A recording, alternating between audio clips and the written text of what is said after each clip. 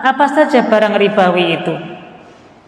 Sebagaimana yang disampaikan Nabi Shallallahu Alaihi Wasallam dalam hadis yang diriwayatkan oleh Imam Ahmad dan Imam Muslim, hadis dari sahabat Abu Sa'id Al-Khudri radhiyallahu anhu, Nabi Shallallahu Alaihi Wasallam bersabda, "Adz-dzahabu bid-dzahabi wal fiddatu bil fiddati wal burru bil burri wasyairu bisyairi wat tamru bit tamri wal milhu bil milhi."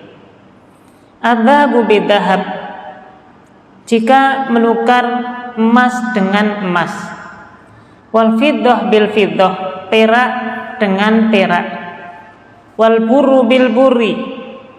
Al bur di sini maknanya adalah gandum, ya, gandum halus.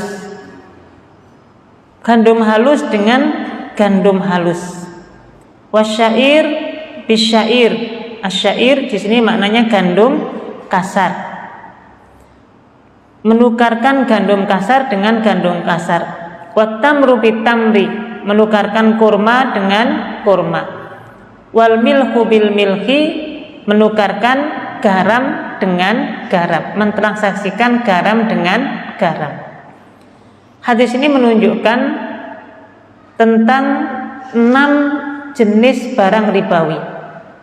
Yang pertama adalah emas, kedua perak, yang ketiga gandum halus, gandum kasar, kemudian kurma dan garam.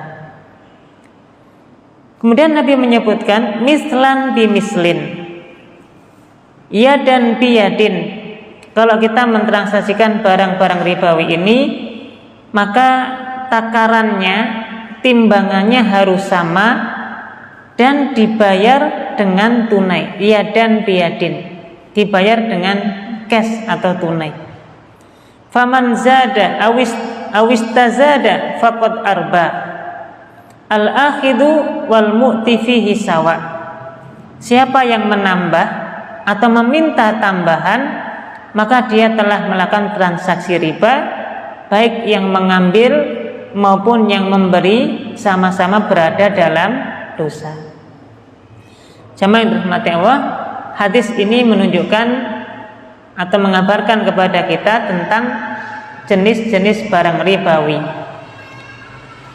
Jadi barang ribawi itu sebagaimana hadis Nabi ini ada 6 jenisnya. Yang pertama adalah emas, yang kedua perak, yang ketiga gandum kasar, gandum halus, kurma dan garam. Nah, jamaah rahmati Allah, kemudian para ahli ilmu mengelompokkan dari 6 jenis barang ribawi ini menjadi 2 kelompok. Kelompok yang pertama yaitu kelompok emas dan perak. Kelompok yang kedua adalah kelompok gandum. Jadi ada 2, gandum kasar, gandum halus, kurma dan garam. Jadi dibagi menjadi 2 kelompok. Kelompok yang pertama yaitu emas dan perak. Emas dan perak ini nanti bisa dikiaskan dengan barang-barang yang lain yang sama sebabnya atau sama ilahnya. Emas dan perak ini ilah atau sebabnya adalah alat tukar, sehingga nanti dikiaskan dengan semua jenis mata uang. Semua jenis mata uang, rupiah, dolar, ringgit, real, dan seterusnya, selama dia mata uang, maka ini masuk kategori barang ribawi kelompok yang pertama.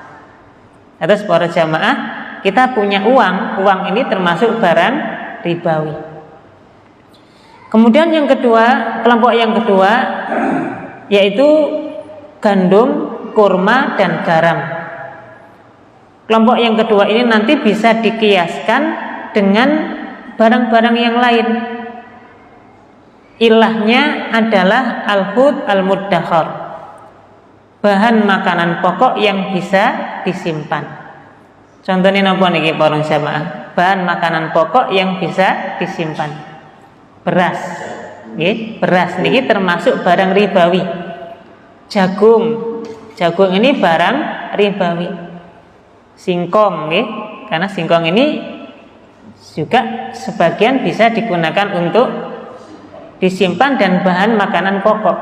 Dulu orang umumnya menggunakan singkong untuk bahan makanan pokok. Dipun damel napa biasanya nih? Gaplek nggih, sego minyok. Tesih wonten ta mboten sakniki? Mboten wonten nggih. Ya, tapi umumnya singkong nggih niki nggih termasuk barang ribawi karena bisa digunakan untuk bahan makanan pokok yang bisa disimpan. Kemudian jamaah rahmati Allah, termasuk bahan yang lain. Mungkin di wilayah tertentu ada barang-barang yang itu menjadi bahan makanan pokok, misalnya sagu. Di beberapa wilayah wonten namine sagu sebagai bahan makanan pokok. Maka kelompok barang ribawi yang kedua ini adalah kelompok barang ribawi yang dikiaskan dengan makanan yang bisa disimpan, bahan makanan pokok yang bisa disimpan.